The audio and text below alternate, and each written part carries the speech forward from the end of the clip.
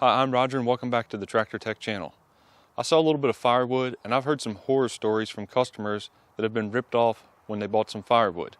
So I'm making this video of things to check for when you buy firewood. Please feel free to share this video with all of your friends that burn firewood, or if you sell firewood, feel free to use this video on your website or share it with customers. First and probably most popular way that people get ripped off when buying firewood is not getting the quantity that they pay for. A cord of wood is 128 cubic feet stacked, and the state of Maine recognizes what is called a loose thrown cord. If the wood is in the 16-inch length range, that is 180 cubic feet for wood thrown on to a truck or trailer. I have a link in the cards to where I test a thrown cord versus a stacked cord. So before buying a load of wood, ask the seller if they throw it or stack it on their truck or trailer. Then ask them the dimensions of their truck or trailer. You're going to need the length, the width, and the height. Then you can go online to a cord calculator and punch in those dimensions, and it will tell you how many cords of wood you're buying. Now there's a little bit of variation from truck to truck because not all beds are the exact same dimensions, but generally speaking, an 8-foot bed will hold 4/10 of a cord thrown on level to the top of the bed, and it will hold about 6/10 of a cord stacked to the top of the bed. A trick that some sellers will pull is they never ever clean out their truck bed, and they'll haul around 4 or 6 inches of bark so that you're actually getting less wood than what you are paying for. Then some guys will also haul their spare tire in their truck bed to take up space. And then also if they have a toolbox in their truck bed, that is going to take up space. And some guys will even leave their chainsaws or gas cans in the truck bed just to take up space to cheat you out of a little bit of wood. I probably have a tie for number 2, so I'm going to start with rotten wood. All of my rotten wood gets thrown to the side while I'm splitting, and it is very common once the wood rots that bugs will get into it.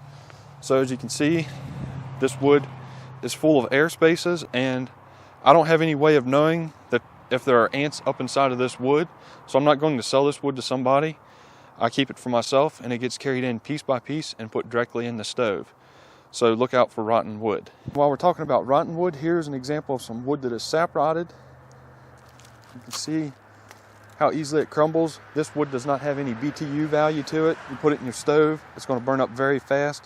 So you bought a piece of wood that's this big, but you're actually going to be getting a piece of wood that's that big. The third most popular way I see people getting taken advantage of when they buy firewood is they're paying for dry firewood, but they're getting green firewood. An easy way to tell if you're getting dry wood is dry wood has little to no bark, or if it has bark, the bark can easily be removed. The final way I see people getting taken advantage of when they buy firewood is they are paying a premium for firewood, but they're not getting premium firewood. For example, I've seen some people have wood that varied from 4 inches in length to over 2 feet in length, all from the same seller. I personally use a Mingo marker to mark all of my wood at 16 inches for consistent lengths. Then I have seen some sellers leave some extremely large splits, some splits 3 times larger than what this piece here is. I personally split all of my wood down small. I have found that it burns better in modern stoves. The larger splits are also harder to handle, and you can't get as much wood in your stove with large splits as you can with small splits. Then I see some people leaving branches or knots on the firewood, and in my opinion, that is not premium firewood. Here's an example of where a branch was on this piece of wood. I already trimmed it off, but you can see if that was left on a piece of wood, that would stick out that much, and that would be that much less wood that you could get in your stove. And the last thing I see people doing is carelessly using a bucket to scoop up firewood, and in the process they're scooping up dirt and rocks.